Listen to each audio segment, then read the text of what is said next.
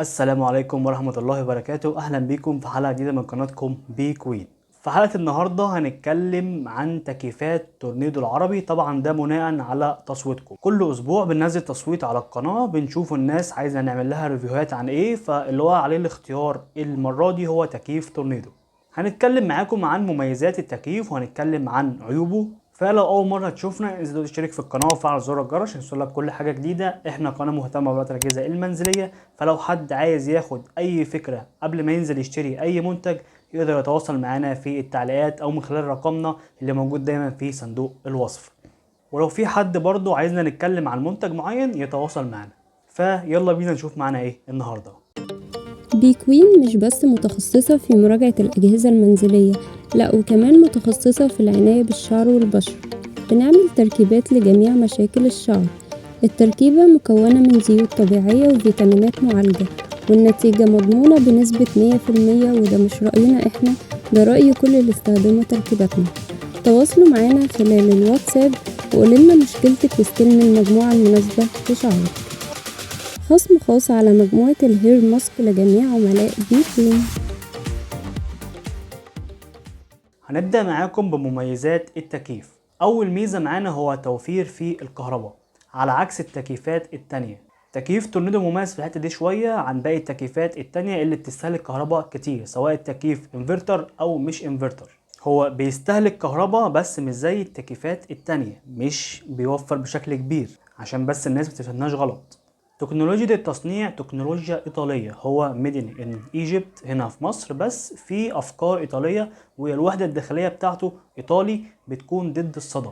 زي فكرة توشيبا كده جودة يابانية، فتورنيدو جودة إيطالية. سعر التكييف اقتصادي جدا على عكس التكييفات التانية الكبيرة زي شاربو ال جي.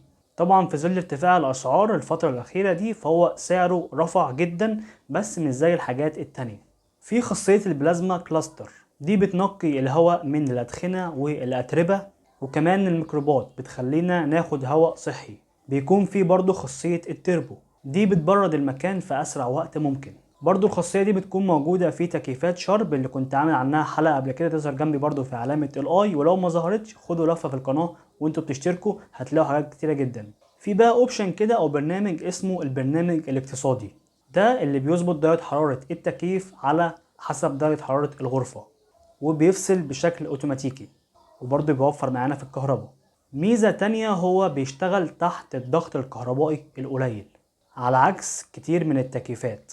يعني لو ضغط الكهرباء عند حضراتكم بيكون ضعيف فتكييف تورنيدو بيكون المناسب. التحكم في سرعة ضخ الهواء والتحكم في اتجاه حركتها. في برضه خاصية قفل الأمان، ده اتعمل مخصوص لتكييفات تورنيدو عشان لو في أطفال بتلعب مثلا بالريموت فهو ما يشتغلش نهائي. ميزة تانية بقى مش موجودة في جميع التكييفات هي توافر قطع الغيار بكل سهولة، على عكس مثلا تكييفات ال جي اللي برضو كنت عامل حلقة عنها قبل كده، هتظهر جنبي في علامة الاي.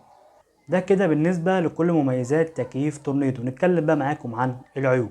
بس قبل ما نتكلم في العيوب بتظهر جنبي برضو في علامة الاي، كنت عامل حلقة سابقة قبل كده عن افضل 4 انواع تكييفات موجودة في السوق. لو حابين تعرفوا اكتر خشوا على الحلقة دي، بس طبعا بعد ما تتفرجوا على الحلقة دي. اول عيب معانا هو التوزيع السيء للهواء. رغم اننا قلنا في المميزات اللي نقدر نتحكم في الهواء ونظبطه ونوجهه بشكل مباشر علينا، الا ان توزيع الهواء مش بيكون احسن حاجة. برضو عيب تاني ان فترة الضمان في بعض الموديلات بتوصل لسنتين بس، ودي مدة قصيرة جدا مقارنة ببعض التكييفات التانية. عيب تاني معانا هو قصر الوصلات، بيجي معاه وصلات طولها 4 متر، وده في اغلب الاحيان مش بتكفي معانا فبنحتاج نشتري وصلات خارجية من بره. تضارب الاقوال في خدمة ما بعد البيع، طبعا العيب ده مش موجود في تورنيدو بس، لما العيب ده موجود في كل الشركات.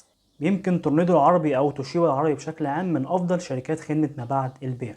بيكون متوفر معانا 1.25 حصان 1.5 و2.25 و3، بس مش هنتكلم معاكم عن الاسعار لان الاسعار كل يوم في حال. فلو حابين تسألوا عن اسعار النهاردة فسيبولنا في التعليقات او تواصلوا معايا بشكل مباشر من خلال رقمي الموجود في صندوق الوصف.